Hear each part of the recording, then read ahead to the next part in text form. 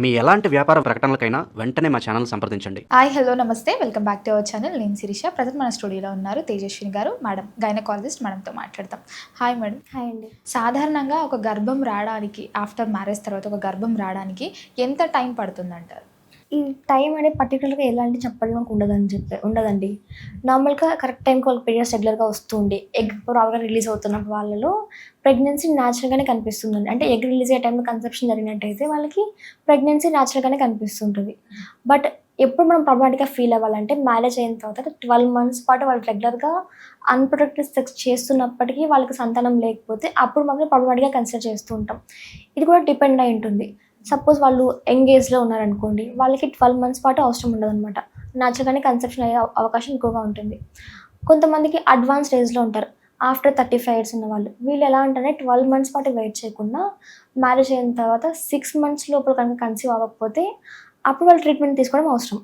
అంటే ఈ 6 months పాటు రెగ్యులర్గా అన్‌ప్రొటెక్టెడ్ సెక్స్ చేస్తున్నప్పటికీ పిల్లలు లేకపోతే అప్పుడే వాళ్ళు ఇన్ఫర్టిలిటీకి ట్రీట్ చేస్తూ ఉంటాం. మెయిన్లీ ఉమెన్స్లో ఫర్టిలిటీ తగ్గిపోవడానికి కారణం ఏంటంటారు? అండి, ఫర్టిలిటీకి సంబంధించి మెయిల్స్లో ఎంత ఇంపార్టెన్స్ ఉంటుందో ఫిమేల్స్లో అంతే ఇంపార్టెంట్ ఉంటుంది. ఈక్వల్ రేషియో షేర్ చేస్తూ ఉంటారు. ఫిమేల్స్ కిందకి వచ్చినట్టయితే మెయిన్గా వచ్చేసి లైఫ్ స్టైల్ ఫ్యాక్టర్స్ అంటాం. సరిగ్గా న్యూట్రియంట్స్ ఫుడ్ తీసుకోకపోవడం వల్ల, జంక్ ఫుడ్ ఎక్కువ అయిపోవడం వల్ల హార్మోనల్ ఇంబ్యాలెన్స్ అవుతుంది. ఈ హార్మోనల్ ఇంబ్యాలెన్స్ వల్ల పీరియడ్స్ సరిగ్గా రావు. పీరియడ్స్ సరిగ్గా రాకపోతే ఎగ్ కరెక్ట్గా రిలీజ్ అవ్వదు. ఒకవేళ ఎగ్ రిలీజ్ అయ్యా కూడా ఇమ్మెచ్యూర్ ఎగ్స్ రిలీజ్ అవుతాయి. ఇవి కనుక ఫర్టిలైజేషన్ జరిగాయి అనుకోండి, ప్రెగ్నెన్సీ ఎర్లీ స్టేజ్లో అబార్షన్స్ అయిపోతూ ఉంటాయి. సో ఈ లైఫ్ స్టైల్ హ్యాబిట్స్ వల్ల అబార్షన్స్ అనేవి కామన్గా ఉంటాయి. దీని తర్వాత స్ట్రెస్ లెవెల్స్ పెరిగిపోతూ ఉండడం. ఈ స్ట్రెస్ వల్ల వాళ్ళకి కార్టిజాల్ అనే హార్మోన్ ఎక్కువైపోతూ ఉంటుంది బాడీలో. దాని ద్వారా అధికంగా బరువు పెరగడం కానివ్వండి, లేదంటే ఇతర hormonal imbalance, thyroid problems start అవ్వడం, ఇవన్నీ కనిపిస్తూ ఉంటాయి. ఈ పీసీఓఎస్ కానీ, లేదంటే థైరాయిడ్ ఇంబ్యాలెన్స్ కానీ, ఇవన్నీ లైఫ్ స్టైల్ ఫ్యాక్టర్స్ అంటాం. ఈ ఫ్యాక్టర్స్ వల్లనే వాళ్ళకి ఆ డిసీజెస్ అనేవి ఏర్పడుతూ ఉంటాయి. లైఫ్ స్టైల్ కరెక్షన్ సరిగ్గా లేకపోవడం వల్ల ఈ డిసీజెస్ అనేవి వాళ్ళు ఏర్పడుతూ ఉంటాయి. దీని తర్వాత మెయిన్గా వచ్చేసి వాళ్ళకున్న హ్యాబిట్స్, స్మోకింగ్ హ్యాబిట్ కానీ, ఆల్కహాల్ హ్యాబిట్స్ కానివ్వండి. ప్రజెంట్ డేస్లో అమ్మాయిలు కూడా స్మోక్ చేస్తున్నారు కాబట్టి ఈ స్మోకింగ్ వల్ల కూడా వాళ్ళకి ఇన్ఫెక్షన్స్ ఈజీగా వస్తుంటాయి. ఈ స్మోకింగ్ వల్ల వాళ్ళకి హార్మోన్స్ అండ్ ఇంబ్యాలెన్స్ జరిగి వెజైనా డ్రై అయిపోవడం, లేదంటే వెజైనల్ ఇన్ఫెక్షన్స్ రావడం, రిపీటెడ్గా యూరినరీ ఇన్ఫెక్షన్స్ అనేవి వస్తూ ఉంటాయి. వీటిని నిర్లక్ష్యం చేయడం వల్ల ఆ ఇన్ఫెక్షన్స్ ఇంకా ఇతర ఆర్గాన్స్ దాకా స్ప్రెడ్ అయ్యి గర్భాశయం మొత్తం వెళ్ళేలాగా, లేదంటే ఈ లైఫ్ స్టైల్ ఫ్యాక్టర్స్ వల్ల గర్భాశయం వాపు రావడం కానివ్వండి, లేదంటే గర్భాశయంలో బుడిపలు ఏర్పడడం కానివ్వండి, సర్వైకల్ ఇన్ఫెక్షన్స్ రావడం కానివ్వండి, ఇవన్నీ కామన్గానే ఫీమేల్ ఫ్యాక్టర్స్ ఇన్ఫర్టిలిటీకి రీజన్స్ అవుతూ ఉంటాయి. వయసుతో ఫర్టిలిటీ ఎలా మారుతుందంటారు? డెఫినెట్లీ ఏజ్కి ఫర్టిలిటీకి చాలా ఇంపార్టెంట్ రోల్ ఉందన్నమాట. మనం ఫిమేల్ బాడీలో బై బర్త్ ఇన్ని ఎగ్స్ అనేది కౌంట్ అనేది ఫిక్స్ అయిపోయి ఉంటుంది. మనం ఫస్ట్ పీరియడ్ స్టార్ట్ అయిన తర్వాత ఎవ్రీ మంత్ ఒక ఎగ్ అనేది రిలీజ్ అవుతూ ఉంటుంది. అప్ టు ఎప్పటి వరకు మెనోపాజ్ ఎప్పుడు వస్తుంది? 45 to 55 years మధ్యలో వస్తుంది అనమాట. ఈ గ్యాప్లో ఎవ్రీ మంత్ ఒక ఎగ్ రిలీజ్ అవుతూనే ఉంటుంది. యంగ్ ఏజ్లో ఉన్నామనుకోండి, ఎగ్స్ కౌంట్ బాగుంటుంది. దాంతోపాటు మెచ్యూర్ ఎగ్స్ అనేవి, క్వాలిటీ ఎగ్స్ అనేవి ఉంటాయి. ఈ ఏదైతే రిప్రొడక్టివ్ ఏజ్ అంటామో 18+ లేదంటే 21 years 35 years మధ్యలో ఉంటారో, ఈ ఏజ్లో వాళ్ళకి ఎగ్ క్వాలిటీ ఇంప్రూవ్మెంట్ ఉంటుంది. క్వాలిటీ మంచిగా ఉంటుంది, కరెక్ట్ టైంకి ఎగ్ రిలీజ్ అవుతూ ఉంటుంది. సో ఈ ఎగ్స్ అనేవి కన్సెప్షన్కి మంచిగా పనికొస్తాయి.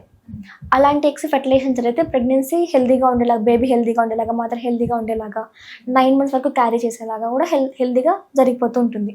బట్ కొన్ని అడ్వాన్స్ ఏజెస్ ఉంటాయి. అంటే ఆఫ్టర్ 35+ కానివ్వండి, లేదంటే 30+ కానివ్వండి, ఇలాంటి టైంలో ఎలా ఉంటుందంటే ఎగ్ రిలీజ్ అవుతుంది ఎవ్రీ మంత్, బట్ ఎగ్ ఒక క్వాలిటీ తగ్గిపోతూ ఉంటుంది. ఆల్రెడీ గుడ్ ఎగ్స్ అనేటివి ముందుగా రిలీజ్ అయిపోయి ఉంటాయి, అవన్నీ వేస్ట్ అయిపోయి ఉంటాయి. లాస్ట్లో మిగిలిపోయినవి ఏముంటాయి? ఇమ్మెచ్యూర్ ఎగ్స్ కానివ్వండి, లేదంటే సరిగ్గా ప్రాపర్గా ఫామ్ అయిన ఎగ్స్ అనేటివి రిలీజ్ అవుతూ ఉంటాయి. ఈ ఎగ్స్ అనేది ఫెర్టిలైజేషన్ జరిగాయి అనుకోండి, అవి ఏమవుతాయి? ఇమ్మెచ్యూర్ బేబీని డెవలప్ చేస్తూ ఉంటాయి. బేబీకి ప్రాబ్లమ్స్ రావడం కానివ్వండి, అంటే మదర్కి ప్రాబ్లమ్స్ రానివ్వండి, లేదంటే ఆ ప్రెగ్నెన్సీ వచ్చాక 9 months వరకు క్యారీ చేయలేకుండా ఎర్లీగా అబార్షన్స్ అయ్యేలాగా కూడా ఉంటాయి. సో ఈ అడ్వాన్స్ ఏజ్లో ఇమ్మెచ్యూర్ ఎగ్స్ కామన్గా ఉంటాయి. అందుకనే రీజన్ అనమాట ఆ యంగ్ ఏజ్లోకి, అడల్ట్ ఏజ్కి. మేడం, చాలామంది ప్రెగ్నెన్సీ లేడీస్ చాలా స్ట్రెస్ అవుతూ ఉంటారు కొన్ని విషయాలలో. ఈ స్ట్రెస్ ఆ గర్భధారణ పైన ప్రభావం చూపిస్తుందంటారా? డెఫినెట్లీ అండి. నార్మల్గా ఈ ప్రెగ్నెన్సీ జర్నీ ఎవరైతే ప్లాన్ చేస్తుంటారో వాళ్ళు 6 months నుంచి కూడా, 6 to 1 year నుంచి కూడా స్ట్రెస్లెస్ లైఫ్ని లీడ్ చేస్తూ ఉండాలి. ఈ స్ట్రెస్ వల్ల ఏమవుతుందంటే బాడీలో కార్టిజాల్ అనే హార్మోన్ రిలీజ్ అవుతూ ఉంటుంది. ఈ హార్మోన్ ఏం చేస్తుంది? ఇతర ఆర్గాన్స్ పైన యాక్షన్ జరిగి ఫీమేల్ హార్మోన్ ప్రొడక్షన్ తగ్గిపోయేలాగా, వాళ్ళకి హార్మోనల్ ఇంబ్యాలెన్స్ అయ్యేలాగా, అందుకనే పీసీఓఎస్ రావడం, థైరాయిడ్ ఇంబ్యాలెన్స్ రావడం జరుగుతుంటుంది.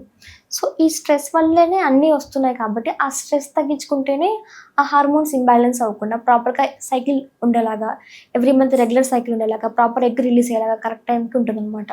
ఇంకా ఈ స్ట్రెస్ వల్ల కూడా కొంతమందికి వాళ్ళకి ఫైబ్రాయిడ్స్ డెవలప్ అవ్వడం కానివ్వండి, లేదంటే హార్మోనల్ ఇంబ్యాలెన్స్ అయ్యేవి, గర్భాశయంలో గడ్డలు ఏర్పడడం, వాపు రావడం, ఇవన్నీ కామన్గా ఉంటాయి.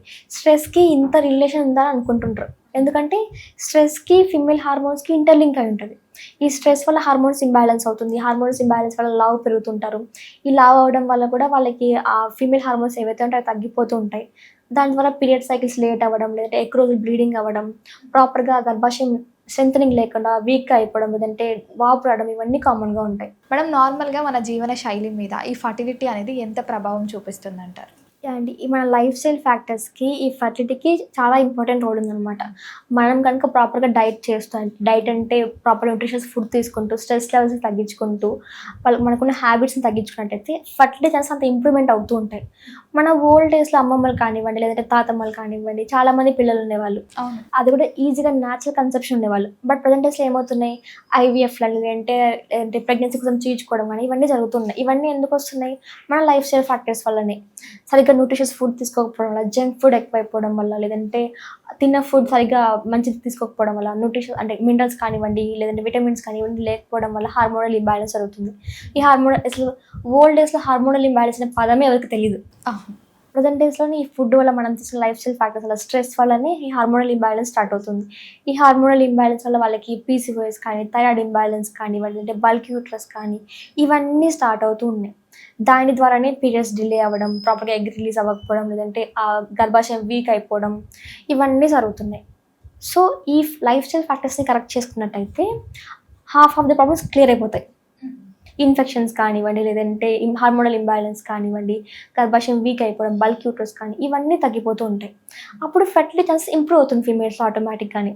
ఎవరైతే ప్రెగ్నెన్సీ కోసం ప్లాన్ చేస్తుంటారో అట్లీస్ట్ 6 మంత్స్ నుంచి అయినా ప్లాన్ చేస్తున్న వాళ్ళు 6 మంత్స్ నుంచి అయినా కూడా హెల్దీ న్యూట్రిషియస్ ఫుడ్ తీసుకోవడం, ప్రాపర్ డైట్ కానివ్వండి, స్ట్రెస్ లెవెల్స్ తగ్గించుకోవడం, స్లీప్ ప్యాటర్న్ సరిగ్గా మెయింటైన్ చేస్తుండడం, ఎక్సర్సైజ్ అంటే పాటిస్తూ ఉండాలి. ఇలా రెగ్యులర్గా చేస్తుండడం వల్ల వాళ్ళకి హార్మోనల్ ఇంబ్యాలెన్స్ తగ్గి ఎగ్ క్వాలిటీ ఇంప్రూవ్ అవ్వడం, కరెక్ట్ టైంలో ఎగ్ రిలీజ్ అవ్వడం ఇవి జరుగుతూ ఉంటాయి. మేల్స్లో కూడా అంతే, కరెక్ట్ టైంలో స్పర్మ్స్ క్వాలిటీ ఇంప్రూవ్మెంట్ జరగడం కానివ్వండి, స్పర్మ్స్ హెల్దీగా ఉండడం కానీ జరుగుతుంటాయి. ఇలా ఎగ్ స్పర్మ్ హెల్దీగా ఉన్నప్పుడు వాళ్ళకి ఫర్టిలిటీ ఛాన్స్ ఎక్కువగా కనిపిస్తుంటాయి. అప్పుడు న్యాచురల్ ప్రెగ్నెన్సీ అనేది ఈజీగా అవైలబుల్ ఉంటుంది. మేడం, చాలామంది ప్రెగ్నెన్సీకి ప్లాన్ చేస్తూ ఉంటారు. మరి ఏ టైం కరెక్ట్ అని తెలుస్తుంది మనకి? ఏ టైంలో ప్రెగ్నెన్సీ రావచ్చు అంటారు? అండి ఈ ప్రెగ్నెన్సీ ప్లాన్ చేసిన వాళ్ళు ఎవరైతే ఉంటారో వాళ్ళు 6 మంత్స్ నుంచి కూడా రెగ్యులర్గా వాళ్ళ సైకిల్స్ని ట్రేస్ చేసుకుంటూ ఉండాలి. అంటే ఏ టైంకి సైకిల్స్ ఎలా వస్తున్నాయి, ఎన్ని రోజులు బ్లీడింగ్ అవుతుంది, ఎన్ని రోజులకి పీరియడ్స్ మళ్ళీ స్టార్ట్ అవుతున్నాయి, ఆ పీరియడ్ టైంలో పెయిన్స్ ఏమైనా ఉన్నాయని ట్రేస్ చేసుకుంటూ ఉండాలి. దీనికి కొన్ని మెథడ్స్ ఉన్నాయి. క్యాలెండర్ యూజ్ చేయడం కానీ, మొబైల్ యాప్స్ యూజ్ చేయడం కానీ ఇలా చేస్తూ ఉండాలన్నమాట.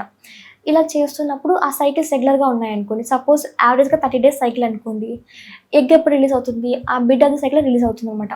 30 days సైకిల్, మిడ్ సైకిల్ అంటే 15th డే వాళ్ళకి ఎగ్ రిలీజ్ అవుతుంది. ఎగ్ ఒక లైఫ్ స్పాన్ 1 day మాత్రమే. అంటే ఎగ్ 24 hours మాత్రమే మన బాడీలో సర్వైవ్ అవుతుంది. స్పర్మ్ లైఫ్ స్పాన్ 72 hours, అంటే ఆల్మోస్ట్ 4 days. ఇప్పుడు ఫర్టిలిటీ ఛాన్స్ ఎక్కువ ఎప్పుడు ఉంటాయంటే ఎగ్ రిలీజ్ అయ్యే డే ప్లస్ ముందు 4 days, తర్వాత ఎగ్ రిలీజ్ అయిన తర్వాత 1 day. టోటల్గా ఈ 5-6 daysలో ఫర్టిలిటీ ఛాన్సెస్ ఎక్కువగా కనిపిస్తూ ఉంటాయి.